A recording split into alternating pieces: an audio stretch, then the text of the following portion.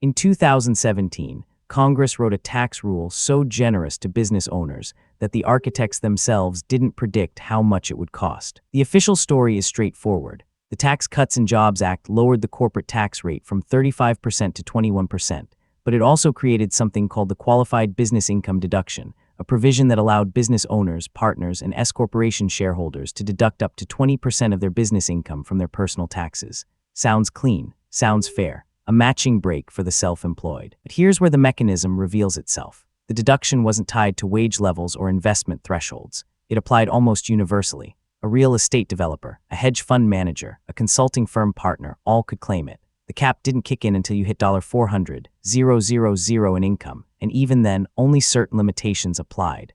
Congress had written the rule assuming it would cost around $15 billion over a decade. The actual cost, closer to $163 billion. The system had a feedback loop built in. High-income earners could restructure themselves as pass-through entities, LLC, S-corp partnerships, to capture the deduction. Accountants and tax strategists had every incentive to guide clients toward these structures. The rule worked exactly as written. The architects simply hadn't modeled the behavior change. This is the pattern. When you create a tax provision without feedback mechanisms, without behavioral constraints, you're not predicting costs. You're setting up a system that rewards optimization. The wealthy don't break the rule. They simply move toward where it pays most. Accountants and lawyers become the system's active feedback. The real explanation isn't incompetence. It's structural. Congress sets policy without continuous cost monitoring.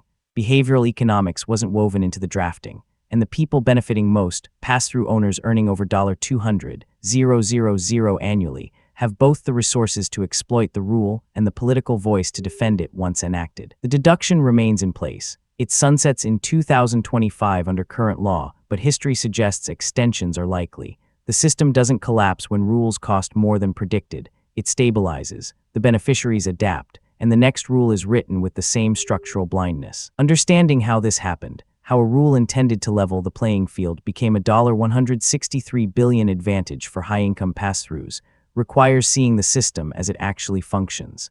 Not as a mistake, but as predictable output from a structure that rewards those with the expertise and capital to navigate it. This video is for educational and informational purposes only and is not financial advice. Always do your own research. Subscribe to keep tracking how financial rules actually reshape wealth, not how they're supposed to.